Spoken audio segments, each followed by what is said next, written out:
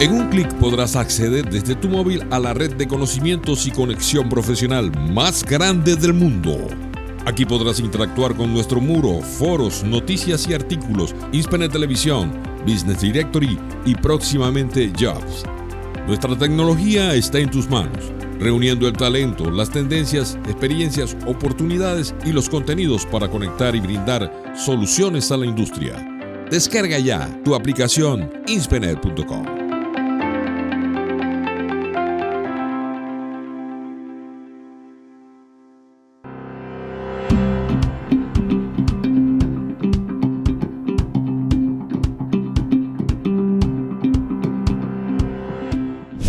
Hola amigos, gusto en saludarles. Bienvenidos a una nueva edición de ¿Sabías qué? Por Inspenet TV. Soy Gregorio Rojas, agradecido como siempre por recibir su atención en estos minutos en los cuales vamos a conocer algunos detalles que ampliarán el conocimiento general del interés que nos ocupa. Comenzamos de esta forma un nuevo capítulo de ¿Sabías qué?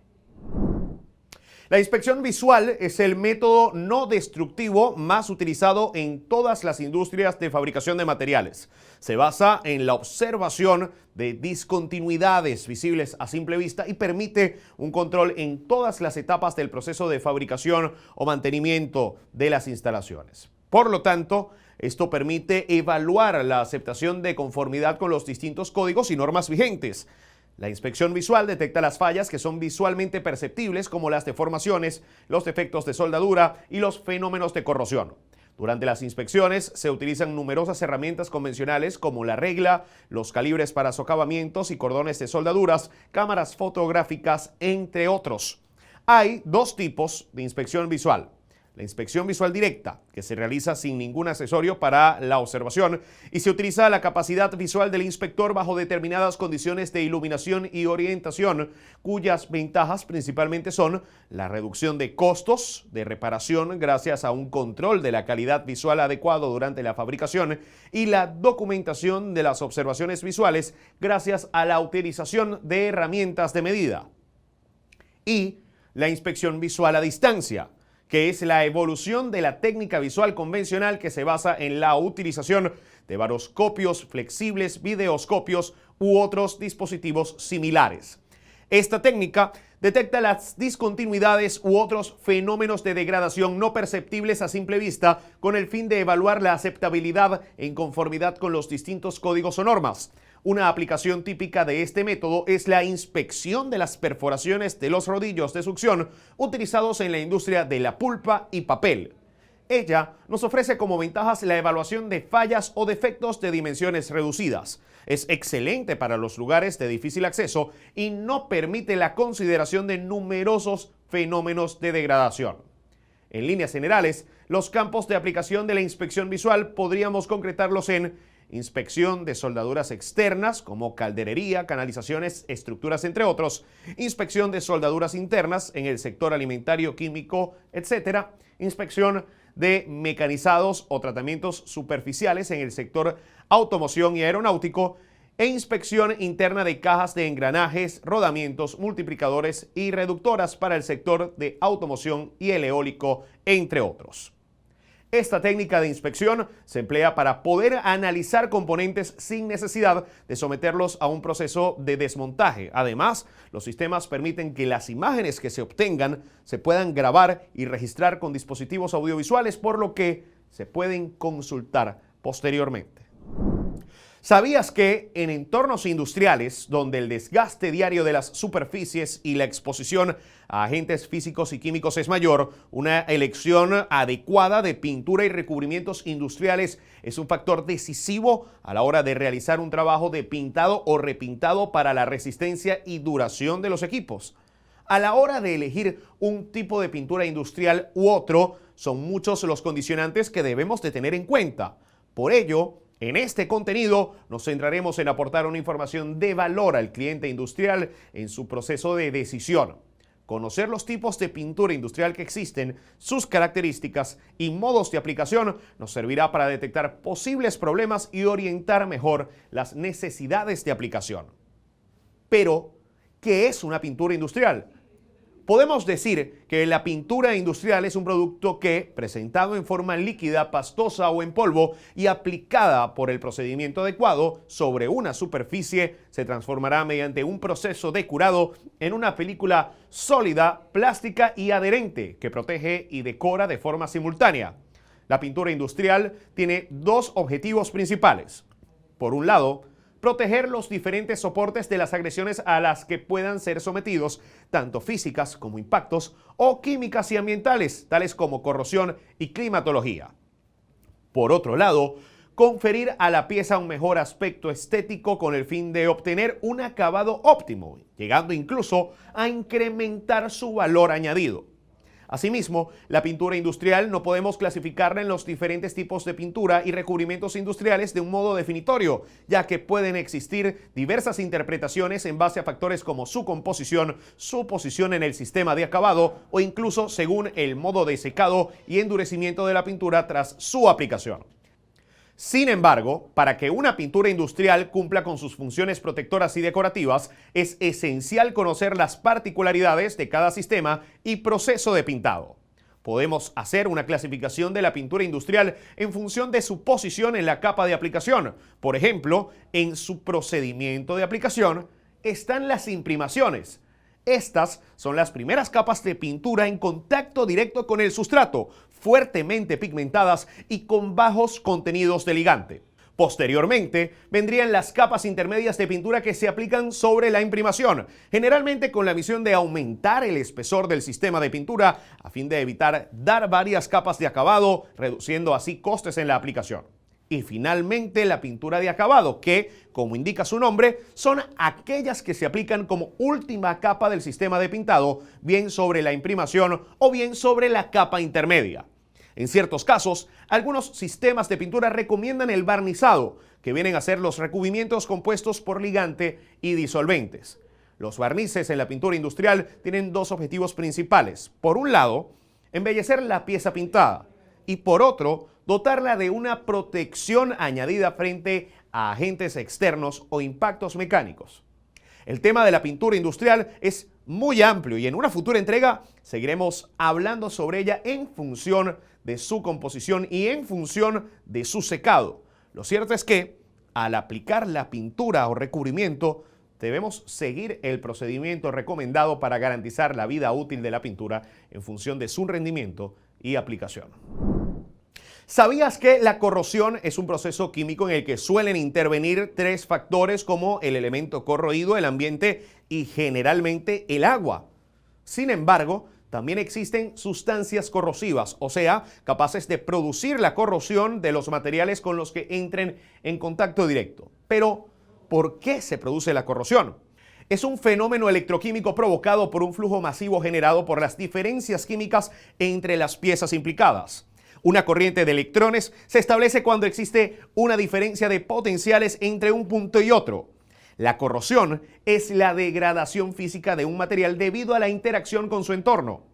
Se da cuando un átomo metálico es oxidado por un fluido, provocando la pérdida de material en la superficie del metal. Eso reduce el espesor de la superficie y lo hace más propenso al fallo mecánico. Casi todos los metales se corroen bajo ciertas condiciones. Por ejemplo, el óxido es un frecuente subproducto de la corrosión, resultado de la corrosión del hierro, que forma óxido de hierro. Sin embargo, hay muchos otros tipos de corrosión. Cada uno supone un riesgo que debe ser valorado al seleccionar el material óptimo para su aplicación. Pero la corrosión afecta a todos los materiales, cualquiera que sea el tipo de actividad o sector que se considere. Los plásticos pueden hincharse o agrietarse y romperse. La madera abrirse o pudrirse. El granito erosionarse. Y el cemento Portland lixiviarse. Los efectos directos de la corrosión pueden incluir daños a aviones comerciales o electrónica de vehículos, daños en los discos duros y las computadoras que se utilizan para controlar procesos complicados, por ejemplo, plantas de energía, instalaciones petroquímicas o fábricas papeleras. Como podemos apreciar, existen entonces varios tipos de corrosión y hasta el momento se han designado así: corrosión general uniforme, corrosión por picaduras localizada, corrosión intersticial, agrietamiento por corrosión bajo tensión de gases sulfurosos o en presencia de sulfuros, debilitamiento por hidrógeno, corrosión intergranular y corrosión galvánica. El tipo de corrosión más conocido y también el más fácil de detectar y prever es la corrosión general o uniforme. Es inusual, aunque no inaudito, que la corrosión general produzca fallos desastrosos.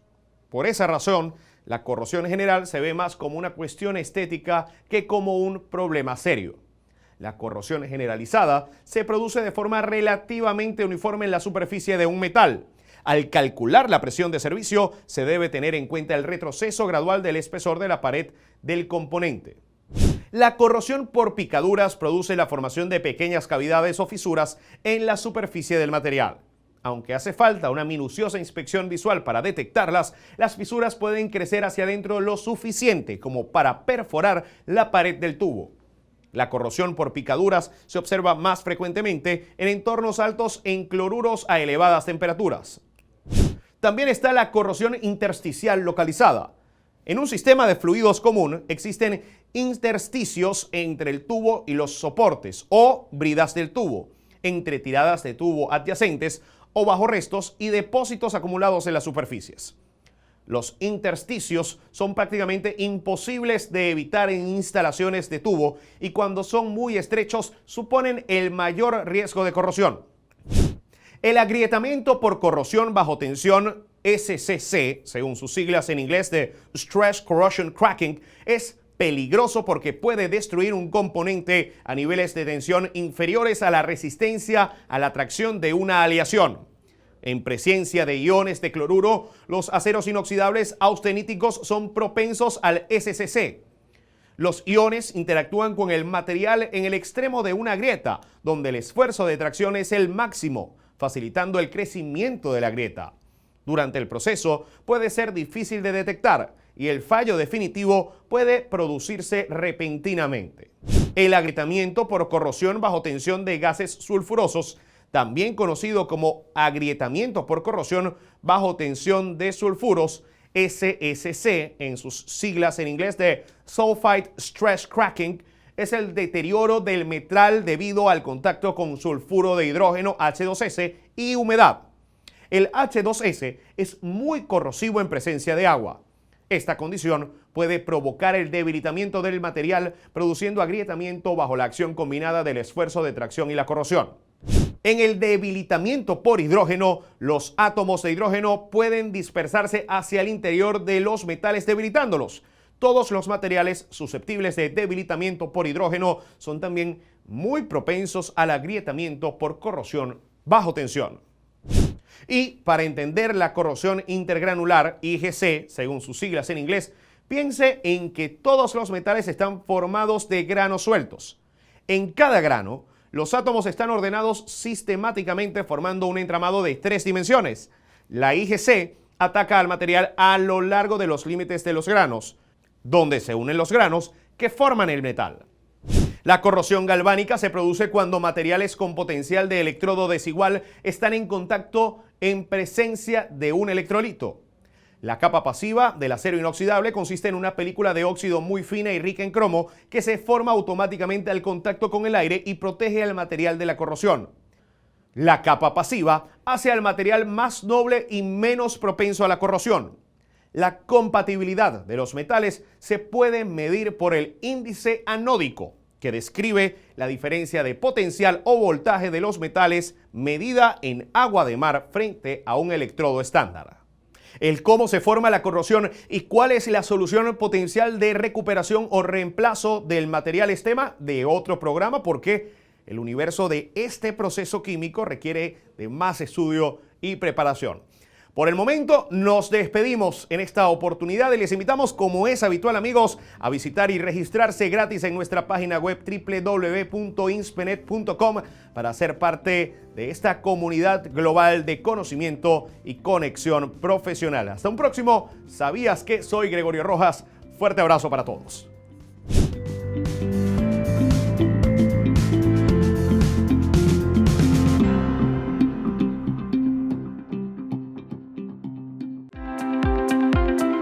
INSPENET es un aula abierta a los requerimientos de quienes buscan transformarse con los diplomados y cursos que se ofrecen en esta sección.